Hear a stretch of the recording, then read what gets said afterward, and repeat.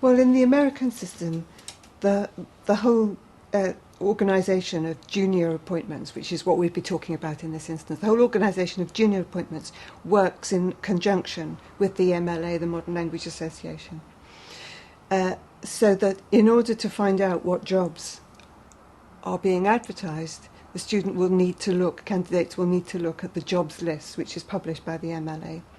And in order to attend an interview, they'll need to attend the MLA convention. And the convention is held at the very end of December, or I think it's going to move now to the very beginning of January. And there is no point in applying for a job in the States if you're not prepared to go to the convention. The MLA is a convention of all of the modern languages and English. Students will need to join to pay their subscription in order to have access both to the jobs list and to the convention, but there are reduced rates for students. Well, the process is that the departments that are interested in the potential applicants will arrange interviews at the MLA convention, wherever it's being held. And they'll often notify candidates very inconveniently late, so they may not hear until 21st, 22nd of December that they are being interviewed. So it is really quite inconvenient, particularly for people travelling from overseas. And they really have to commit to go to the convention anyway. I mean, there's no point really in just applying for one job in the States. You need to make a business of it and do it properly. So candidates get to hear then that they're being interviewed, and they get told where and when the interview will be. And there is always a jobs office at the convention which holds in a central location all of the information about all of the interviews for all of the jobs, so that if you mislay information or need to check updating of information, it's possible to do that at the convention. And you need to allow plenty of time to get to interviews, because they're all held in these big high-rise hotels on 50 floors where the lifts are all in constant use. The typical procedure is to have a long list followed by a short list. The long list results in 6 to 10 people who are interviewed at the MLA convention, and the short list results from that in the form of campus visits for, say, 3 or 4 of the candidates.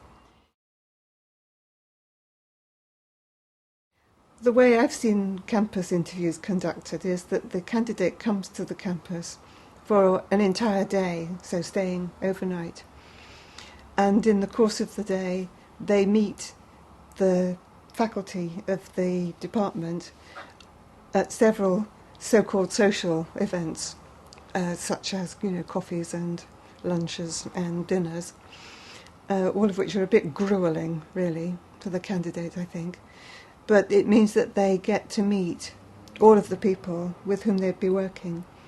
And at my institution as well, one of the things that we also ask the candidates to do is to have a meeting with the graduate students. So they're left alone with the graduate students for about 3/4 of an hour, and the opinions of the reactions of the graduate students are certainly taken account of. The way we did it when we last had people to the campus was that they were seen tête-à-tête by 4 or 5 people for about half an hour each, and then they had this blistering round of lunches, dinners and coffees, and then they did the talk, and then they met with the graduates. So they were pretty well looked at from top to toe. But it wasn't what you'd call a formal interview exactly. The kinds of presentations that I'm aware of are given to the faculty of the relevant departments and graduate students, with faculty from other departments and the graduate students from those departments also being encouraged to attend. But I've never been to one that had undergraduates present or that had any pretense to being involving undergraduates. One of the things you need to remember about America is there's no such thing really as a second-year student as regards the progression through modern languages, because you can pick up and leave subjects much more freely, and your curriculum is much more varied, obviously, than here. What they're expected to give is the presentation of their work in a way that, yes, that relates to their research, but as their research relates to the requirements of the post. They're told how long it should be and who will be at it. One thing that people need to bear in mind when they apply to jobs in the States is that in any modern language, the students are taught from scratch, or may well be taught from scratch, so that every American language department, has a program of language teaching from zero. Junior appointments are expected to be able to participate in the language program, and bigger departments may ask them only to teach more advanced students, but that's by no means a guarantee. Well, the absolutely crucial difference between jobs in the States and jobs here, apart from the language teaching situation, is that jobs in America are defined as either tenure track or non-tenure track. And from some points of view, I think people starting out in professional life in America have a slightly easier time than in the UK, because they're not expected to have a book by the time that they're appointed. They're expected to produce more in order to get tenure. And in some ways that means that there's less pressure on them at the very beginning of their career, but rather more a little bit down the line. People characteristically come up for tenure after 5 or 6 years in a position. The department will appoint a tenure review committee that will read all of the work of the young colleague and make recommendations on it, which will then go to a university committee who will seek external advice. Depends from institution to institution what the criteria of tenure are.